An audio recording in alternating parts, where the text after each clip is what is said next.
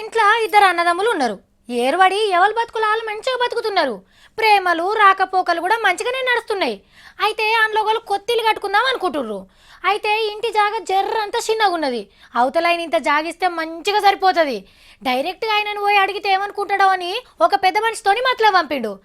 అరే దాందే ఉందన్న తీసుకోమను, ఆయనతో నాకు కూడా ఓ అవసరం ఉంది, మనం కూర్చొని మాట్లాడుకుందాం తీ అని అన్నాడు ఆయన కూడా.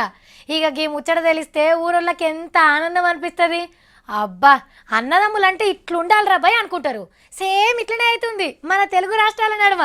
కొత్త మంత్రుల ఆఫీసులు కట్టుడు ఖాయంగానే కొడుతుంది. ఆడోటి ఈడోటి వారేసినట్టున్న సర్కార్ ఆఫీసులన్నీ ఒక్కతాన్నే కుప్పవోసి కట్టాలని నిర్ణయం చేసిందట సర్కార్. ఇంకోటి, ఈ బిల్డింగ్లకు వాస్తు దోషం ఉన్నదట. అన్ని ఆఫీసులు ఇన్నే కట్టాలంటే ఇప్పుడు మనం వాడుకుంటున్న జాగా సరిపోదట.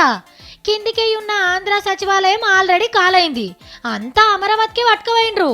కాబట్టి ఖాళీగా ఉన్న గా బిల్డింగులు మాకిస్తే మేము వాడుకుంటాం, ఓ పారి చంద్రన్నతో మాట్లాడుండ్రి అని పొత్తుల గవర్నర్కి ఉత్తరం రాసింది మన సర్కార్. కావాలంటే ఆంధ్ర ఆఫీస్ కోసం ఇంకో తాన జాగా చూపిస్తామంటుండ్రు.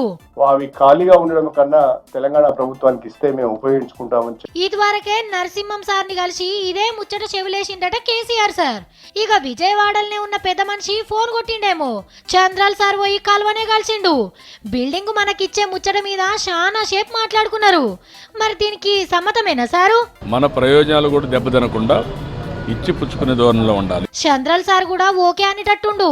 ఓగలు సాయం చేసుకుంటేనే కదా రెండు తెలుగు రాష్ట్రాల నడుమ సోపతి ఇంకింత గట్టిగా అయ్యేది. మొత్తానికైతే తెలంగాణ రాష్ట్రం వచ్చినాక కొత్త జిల్లాలను చూసినాం, కొత్త సచివాలయం చూడబోతున్నాం.